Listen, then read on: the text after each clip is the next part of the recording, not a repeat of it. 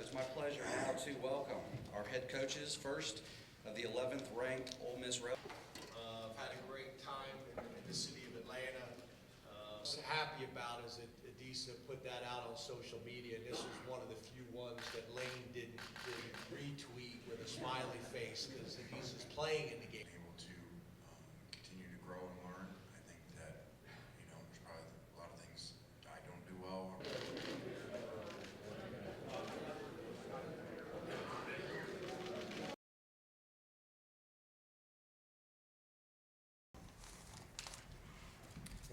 All right, so it's my pleasure now to welcome our head coaches, first of the 11th ranked Ole Miss Rebels, Coach Lane Kiffin, and of the number 10 ranked Penn State Nittany Lions, Coach James Franklin.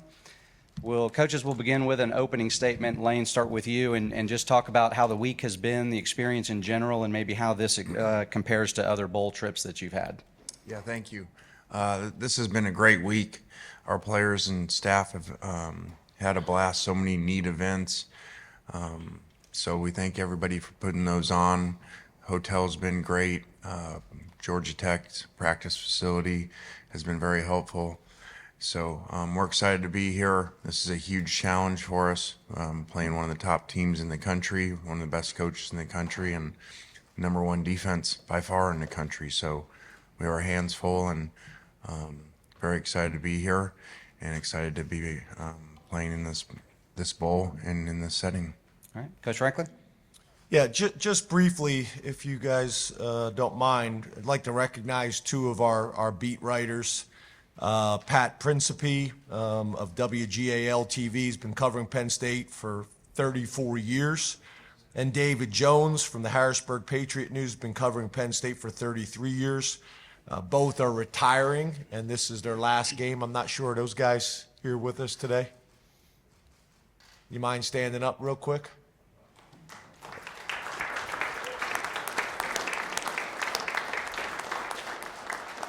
Appreciate you guys. Yeah, we've had a great experience. We've been here almost a full week.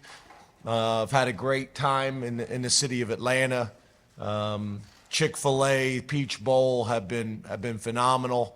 I want to thank Georgia Tech as well, and Coach Keys allowed us to use their facility. We were there one day, and then we've been over in the stadium practicing the other days, which is a phenomenal facility.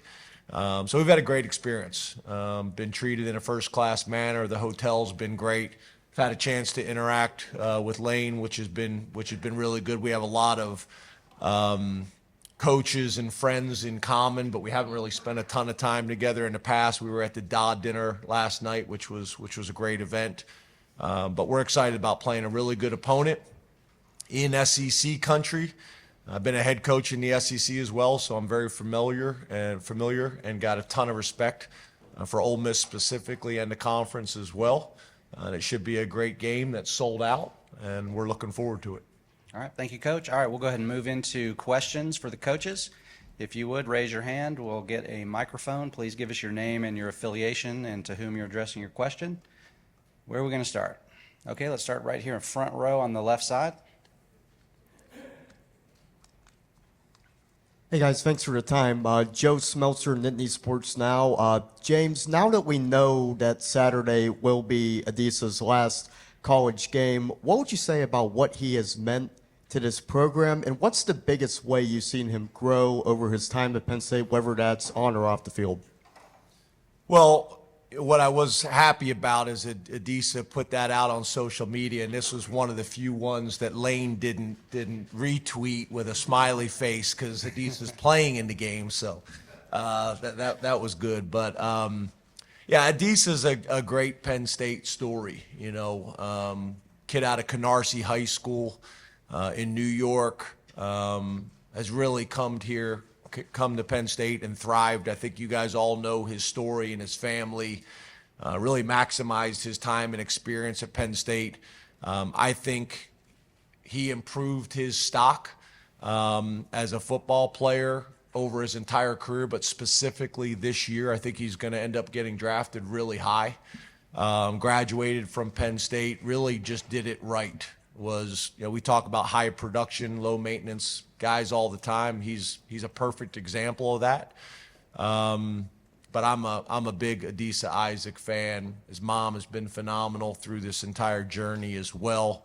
And I think he's just a really good example. You know, I'm still a big believer in the college athletics model, and I think Adisa is a perfect example of a young man that took advantage of that, and specifically Penn State. And I'm looking forward to watching him play this last game. I think he's gonna play really well. All right, we'll stay on the left side, second row. Hey, right here. Jared Parker, 6 News. My coach is for Coach Kiffin. My question's for Coach Kiffin. Some of the Penn State defensive players have taken note of your team's tempo, and I know the Penn State defense versus the Ole Miss offense has been a topic of discussion this week. What do you expect the Penn State defense to kind of throw at you to disrupt your tempo tomorrow? Well, maybe James will answer that question for us. I don't know. I think it's very complicated with new coaches, with Manny moving on. So I think everybody, that first assumption is, oh, that's great for the opponent because the coordinator is not there. But that's also complicated because play callers have tendencies. So we don't know what really to expect. We know that it's a major challenge of phenomenal players and a really good scheme, and I don't think the coach matters as play caller. Under Coach Franklin, the defense plays really hard, regardless of who the coordinator is, and they have a special thing over there with the way that they play and the style that they play. So this is a huge challenge. All right, next question. All right. Fourth row on the left. Coach Franklin, Greg or Paul? Excuse me? Greg or Paul? Greg or Paul? Look at Chris. What do you say? The question is Greg or Paul? I'm not following you. Kincaid or Paul? Don't worry about it. Yeah. Okay, that really didn't work out the way we had planned. It's early, and I haven't finished my first cup of coffee. Kincaid. Yeah, Kincaid. This is for both coaches. What have you guys decided in terms of will you or will you not have sideline iPads and also in-helmet communication for this game? Yeah, so I'm still trying to figure out what that was. Was it like some inside joke that Yes. we were supposed to know? yeah, I guess I was specifically. I'm still not totally. Okay. Yeah, but yeah, I think the way the NCAA set up the bowl was that both teams had to agree to use the technology, and for whatever reason, you know, we've not decided to do that, so we will not be using it from what I understand. But that was an option. Yeah, we decided on our side not to. Just we're used to a system in college football how it's been, and I don't know necessarily with the style that we play that would be as beneficial to us as maybe it would be to some other people. All right, I'm staying on the left side in the third row. Rich Scarcella, Writing Eagle. This is for Lane and James. Lane, what have you seen from Penn State quarterback Drew Aller, and James, what have you seen from Ole Miss quarterback Jackson Dart? Yeah, I think he does a phenomenal job taking care of the ball, first off, and commanding the offense, getting the ball to the right place. And then when it's not there, breaks down, does a really good job of vertical scrambling and making plays and moving the sticks. So those guys are always really challenging because they're going to win a lot of games by the style that they play. They complete the ball, they don't turn the ball over, and they don't make negative plays. So they've done a great job. Yeah, you know, Jackson and Ole Miss, I think the thing that jumps out from my perspective is balance. And a lot of times when you talk about balance, people think you're talking about running the ball 50% of the time and throwing the ball 50% of the time. And the reality, they have done that too. I think, you know, maybe the perception of Lane and Ole Miss is throwing the ball all over the field. But their running back is a challenge, and I think they do a great job of running the ball and running into advantageous looks. But the other thing when you talk about balance in my mind is also being able to spread the ball around the field, that there's not one receiver that you have to stop, They got 3 receivers that have all been really productive, probably the best combination of production at the receiver position that we've faced this year. And obviously they've been able to run a ton of plays, and that's a combination of tempo, but just as much tempo as it is offensive success. They've been successful, so they've been able to put drives together and get on the field and get off the field. So, I think the quarterback has done a really good job of being able to make plays with his feet, being able to make plays with his mind, and be able to make plays with his arm and distribute the ball to multiple playmakers that Lane and their offensive coordinator have done a really good job of putting in really good positions to make plays. All right, we're going to go on to the right side in the fourth row. For Coach Kiffin, you've embraced social media and haven't been afraid to speak your mind publicly. Was there a moment in your career or something that happened that allowed you to feel comfortable start doing that more often? Yeah, actually, it started when a long time ago the NCAA allowed us to direct message kids on Twitter, but we couldn't text on our phones. So that leads into a lot of rules that make no sense and ones that we live in now. But so really that's why it started. So as a coach, that was your only way to communicate in certain periods of the year. And then it kind of just grew from there and really just I think the reaction of, you recruit so many kids out of your own area, no matter where you are, for the most part, that it's kind of a connection that sometimes when a parent comes to visit or you go into a home visit, maybe you haven't met them before and they feel like they have, and they say, wow, I love following you on Twitter, and it's kind of a starter where it all kind of starts the relationship with someone, and so I think in that way it's been helpful for us. All right, take our next question right here, front row on the right. Hi there, Ali Barubi, Nittany Nation. For both of you, you're ending the regular season, heading into the Peach Bowl as top 12 teams. What does that say about the state of your program at the end of 2023 and how you can take that into 2024 with a Peach Bowl win for either one of you? Well, I think that, it's been a really exciting season for us. Probably some similarities with 2 losses to 2 of the elite teams in college football. And for us to be in a position in our program, having never won 11 games, is really amazing for these players. And especially to me, the way that we built our team, whether it's right or wrong, is very heavy through the portal. And so a lot of new players. So I commend our coaches and our players of coming together. That's not very easy. Otherwise, free agency, these dream teams, when people put them together in professional sports or NBA, they don't always work. And it takes some unselfishness because they all come thinking that everything's gonna go their way, and then it doesn't, so they gotta buy into the team. So I'm really proud of our guys. And then catapulting into next year, we've had a lot of guys. Again, this calendar is nowhere in other sports. We're in free agency and we're still playing a game here tomorrow. So we have players announcing they're coming back, announcing that they're coming in, and leaving. So I think that we've had a really good, I say off season, but we're in season in that area to lead into next year. Yeah, I think, the way we ended last season with a Rose Bowl win, I felt like the momentum was a real positive for our program, whether it was recruiting, whether it was transfer portal, whether it was just a general feeling and excitement, with our fans, with the media, with our players in the locker room. I think that was helpful. I think in some ways, obviously, a bowl game is the ending of the previous season, but in a lot of ways, you can also look at it as the start of the next year. I think our programs both are similar in some ways, but very different in others. We have not been a big transfer portal team. We've been more of a traditional high school recruiting team, but we do accent our recruiting through the transfer portal.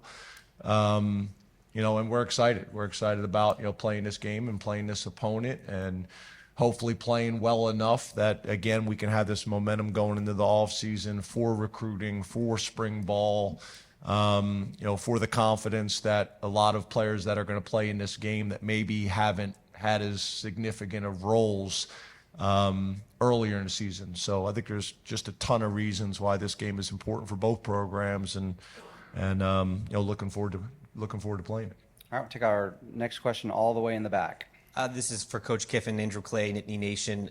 Coach, I wanted to follow up on something you said about preparing for Penn State's defense, knowing there's a different play caller. Anthony Poindexter has been a defensive coordinator at other places. Do you find there to be an advantage in studying how he's called defenses in the past at past jobs, or is that kind of irrelevant given that there's so many other circumstances? Again, I don't think you can figure that out because it's very abnormal.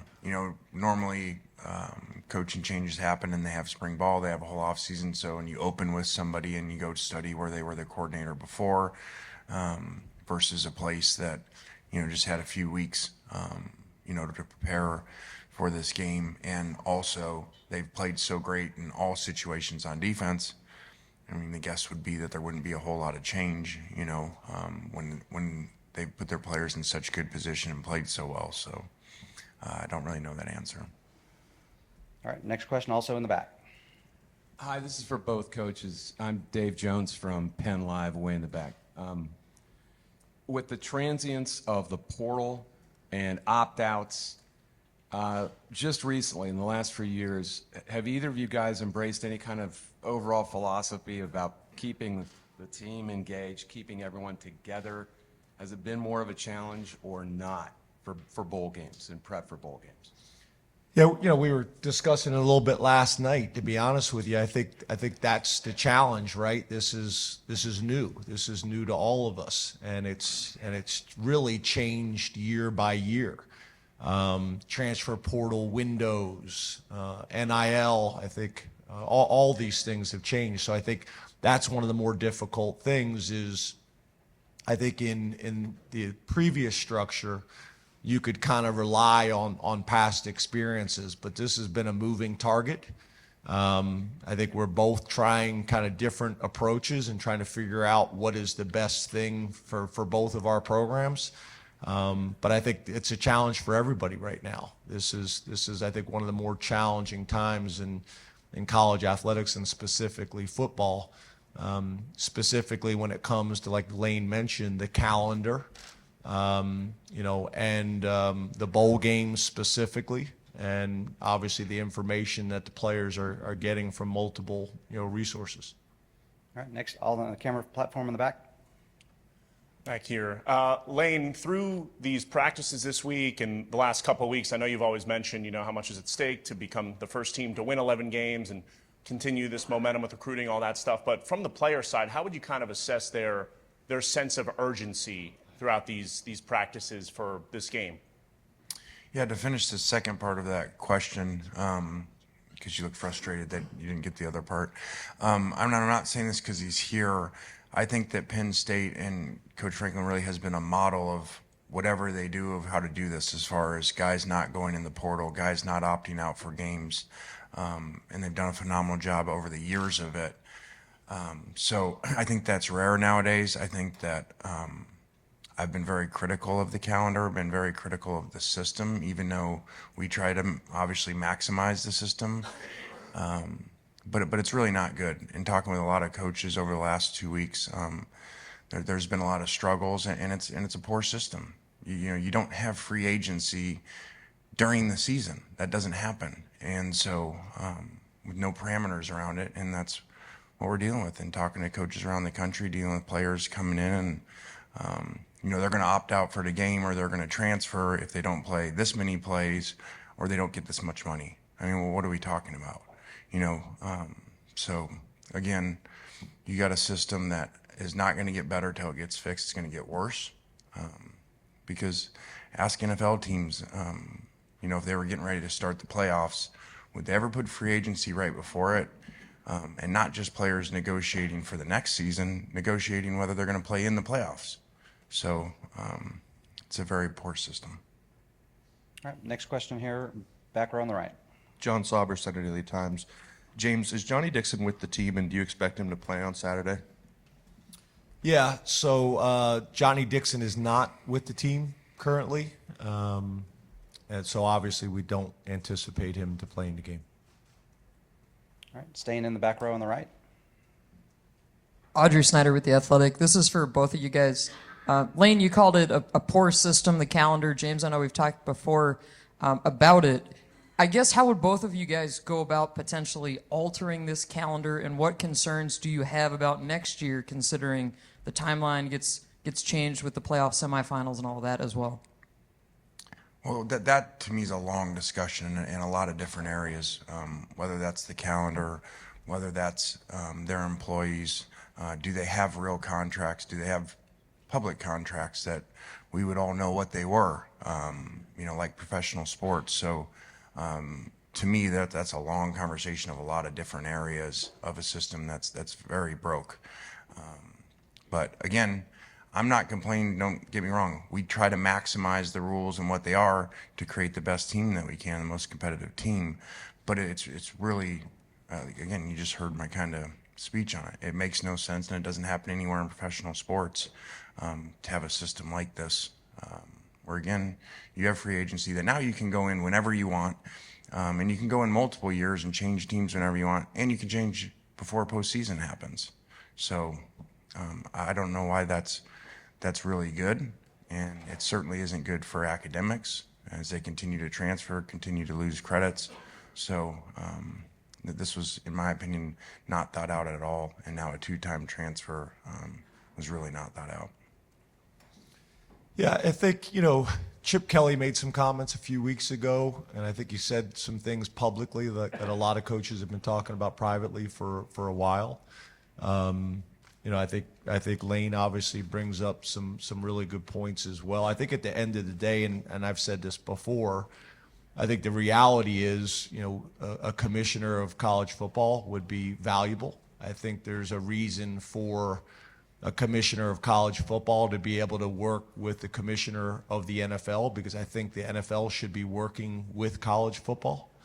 And then I think the commissioners of the major conferences really all need to get into a room together and really spend some time working through all these issues. And I think Lane's point is a good one. We could talk about this for a long time, but right now, the way I see it, the commissioners of the conferences are the best people to solve these problems. Get them all into a room together. You could have representation from the NCAA as well, the NFL, and sit down and really start from scratch. A whole new calendar, a whole new model, recommendations, and I think that's really how this is going to get done moving forward. But it needs to happen, and I think it needs to happen quickly. Right now, there's no parameters, there's no guardrails, and I don't really feel like it's in anybody's best interest. And I think, to Lane's point, I don't want it to be misinterpreted. I've been supportive, and I think most college coaches have been supportive of the players, being able to earn. I think everybody would agree with that. But I think right now there just needs to be some parameters, and everybody needs to be kind of working under similar constraints. I think that would make a ton of sense for everybody involved. And I think me and Lane came up in this profession where it was started, the starting point was based on education. And right now, there's not one rule or decision being made based on education. And I think there's a way to really balance both and be able to get both things done. All right, over here on the aisle on the right side. Jeff Nyberg, Philadelphia Inquirer. This question's for James. You guys have had a lot of success, been on a lot of these New Year's Six games, but last couple of years, obviously, haven't gotten over the Big Ten hump at the top. How do you balance that success with that reality and where the program is, and how much are you looking forward to an expanded playoff?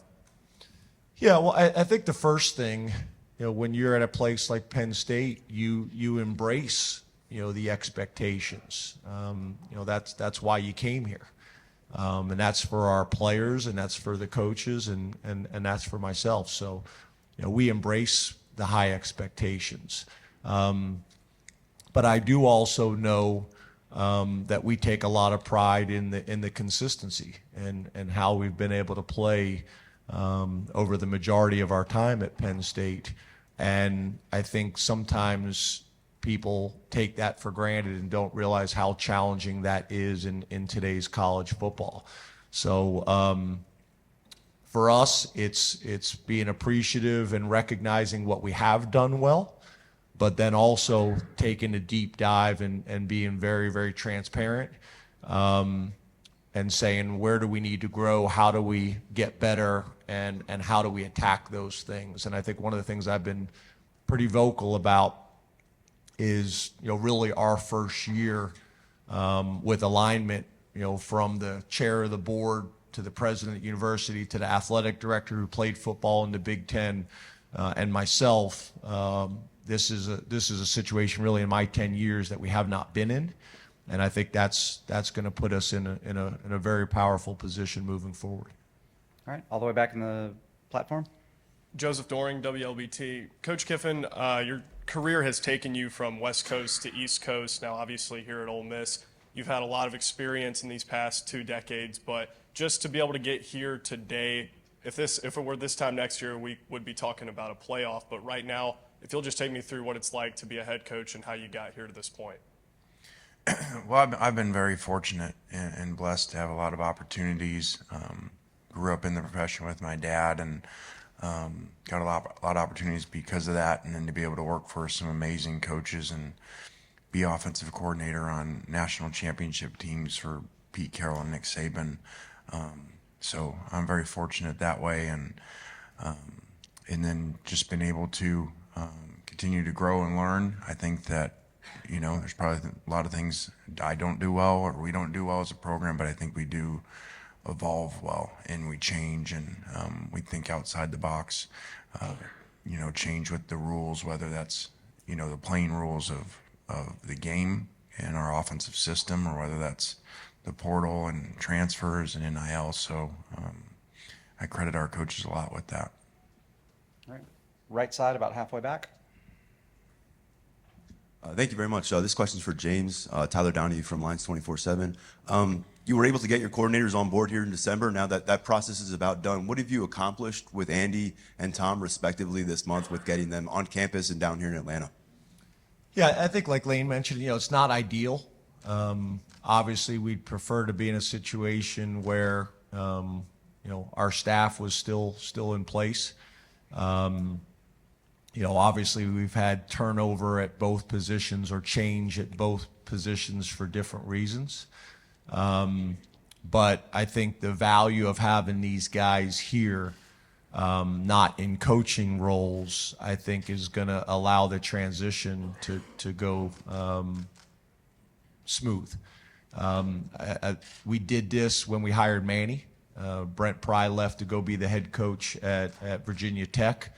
And Anthony Poindexter was in a position to call the defense and be the defensive coordinator in the interim, and did a phenomenal job. But I think Manny being with us, building relationships with the players, getting familiar with the staff, understanding the culture and how we operate from an organizational perspective, I think really allowed him to hit the ground running the day after the bowl game.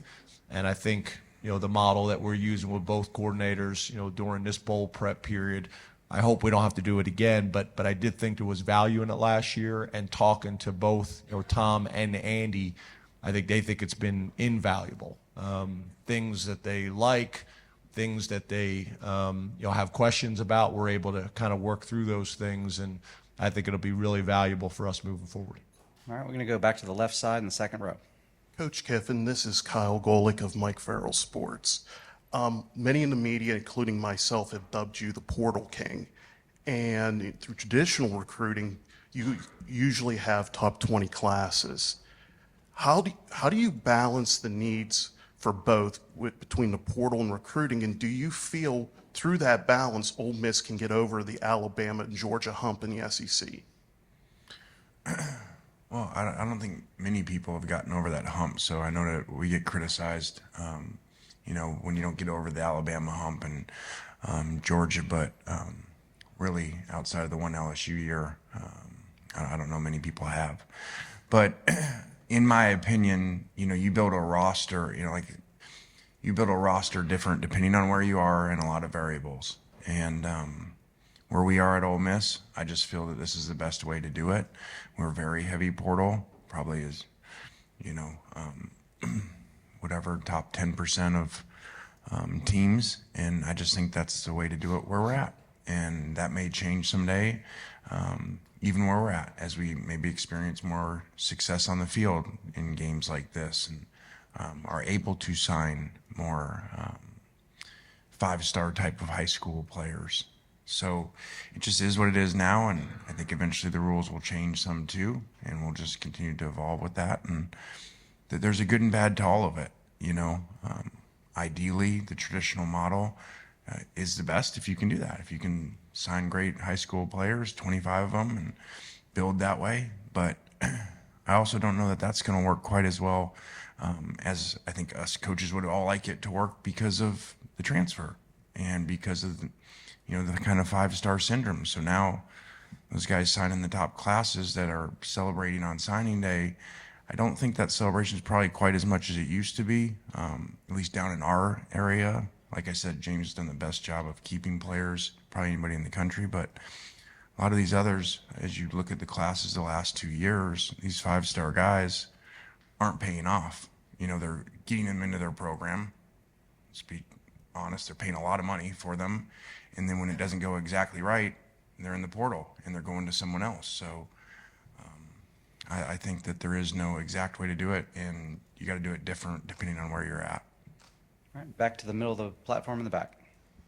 Lane, you were just mentioning that Alabama-Georgia hump, and this question's for both of you coaches. Do you kind of see similarities in the two of your programs, in Ole Miss and Penn State, kind of being close to the top of that conference and kind of working your way to get over there to be at the number one kind of spot? I guess starting with you, Lane. Well, Penn State and Coach Franklin, they've been doing this for a long time. He's been in these type of games for a long time. I think I read something where maybe the only team that could win all of them for all the New Year's Six Bowls. So we're kind of new to this, and that's a big challenge. Those are two of the top programs in the country, and like I said off the top of my head, I mean, outside of going to ask Ed Ogeron and Joe Burrow in the last 10 years, who's really gotten over that hump of those two. So we'll just continue to work at it. But like I said, they've been up here for a long time as top 10 teams, and we happen to be up here for our second time in 3 years. So we'll just continue to work at it. All right, left side, third row. Yeah, the Neil Riddell from the Altoona Mirror. For James, you mentioned that Kalen, you have him for one more game. Just curious now with Johnny, how you'll manage the time in the secondary. How we'll manage the time the playing time. Who else are you counting on in the secondary?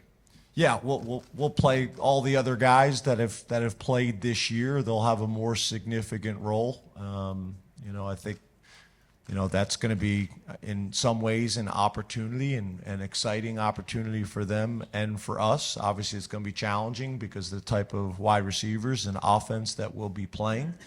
But these are the guys that we're also going to be, depending on, next season. So it creates, some more opportunities in this game, and we've embraced it with a next man up mentality. And again, we're not the only program that's dealing with a little bit of this. I'm sorry, Coach, did I step on your toes there a minute ago? Did you want to address that previous question? Yeah, I think there was a previous question, but to be honest, now I forgot what it was. About getting over the hump. Oh, yeah. So I think in a similar way that Lane mentioned it, I think up till the last 2 years, we were the only other team in the Big Ten that had won a Big Ten championship. So it is challenging, but I also think there's that fine line of what we've discussed is winning 10 games, winning 11 games in a conference like the Big Ten or in the SEC. Is more challenging on a consistent basis than I think people realize.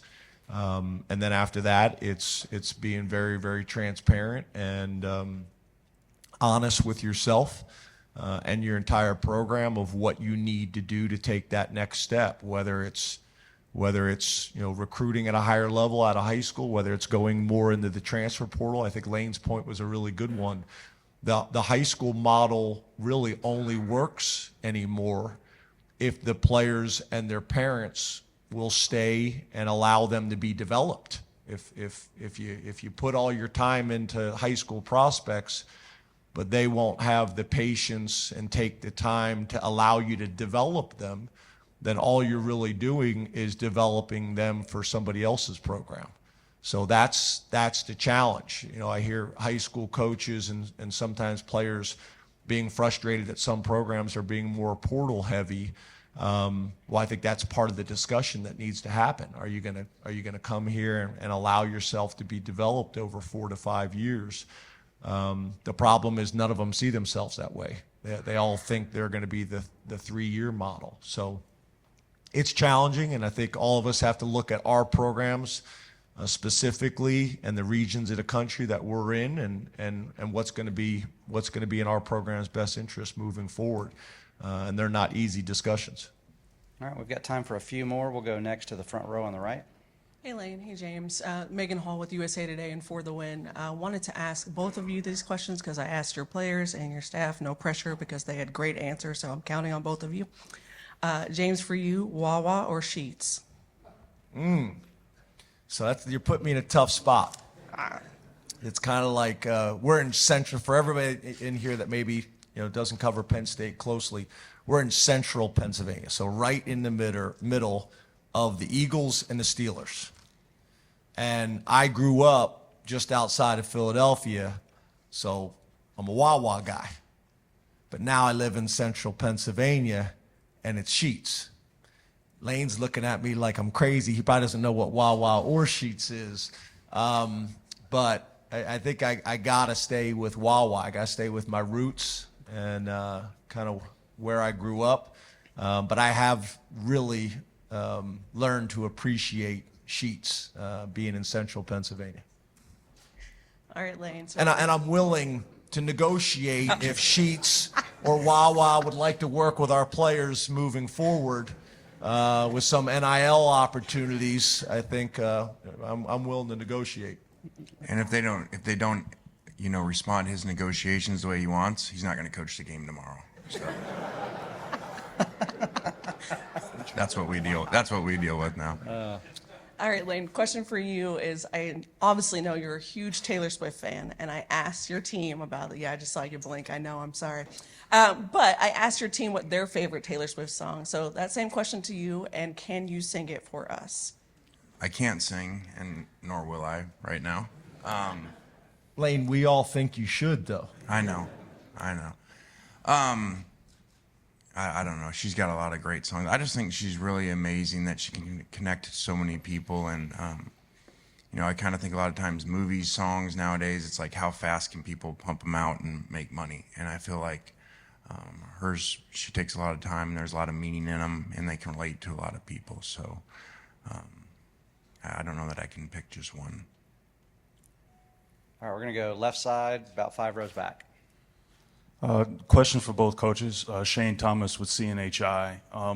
James, you talked about the Martin Luther King Museum for your players and that experience. For you, how has that experience been for you, and how significant is it for you? And Lane, what has kind of been your favorite experience from the bowl so far? Yeah, it's interesting because it's kind of going back to what we talked about earlier with, I think, the challenge with college athletics and specifically college football. And when we got into the profession, a huge part of that was the educational component. And I think that's being de-emphasized with a lot of the rules that are being passed, or changes in rules that are being passed. And I think whenever you can take time with your team to pour into them experiences and opportunities, like being able to go to the Martin Luther King exhibit, was powerful. I think the bowl, had it as an optional experience. We made it kind of mandatory for our team. We didn't tell them that it was optional. We just kind of put it on the schedule and went. And I think it was great for all of our players. I know it was great for me personally, as much as I feel like I knew a ton about Martin Luther King and the background and the significance for our country and race relations. I learned a ton myself at 51 years old that I didn't know. and being able to go into the Ebenezer Baptist Church and take that all in was powerful. To think about that time in our country as a black man at 35 years old to win the Nobel Peace Prize is amazing. But I thought it was a great experience for our coaches. I think it was even more powerful for our players. A number of our players had been there before. But also, I think through the bowl, we were able to get maybe a different and more significant experience with the tour, which was also great and very, very appreciative. So, and we've been fortunate on a lot of these different types of trips to be able to gain some perspective and some experience. So it was powerful for us, and I'm glad we did it, and I would do it again. All right. Coach Kiffin, your favorite experience? Yeah, I thought that both teams being at the College Hall of Fame with so much tradition and history there, and being able to see that, but then to have a competitive environment where they were playing a game show, and it was really neat to see guys be comfortable and be competitive in that environment. So I thought that was pretty cool to be part of. All right, we'll end it there. Coaches, if you would, we're going to do some quick photos here with the trophy, and Gary and Bob.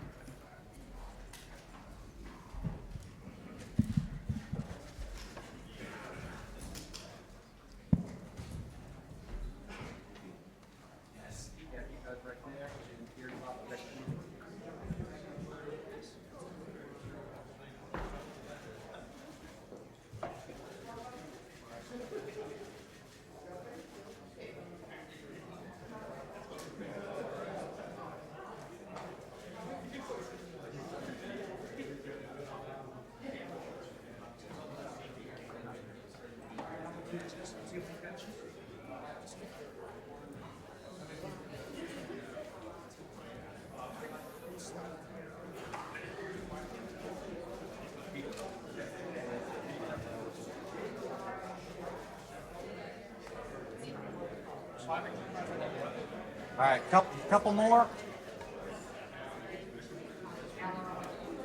right, in the middle, can you guys get good? I need a cleat camera shot in the back, please. If you're in the aisle, can you scoot down?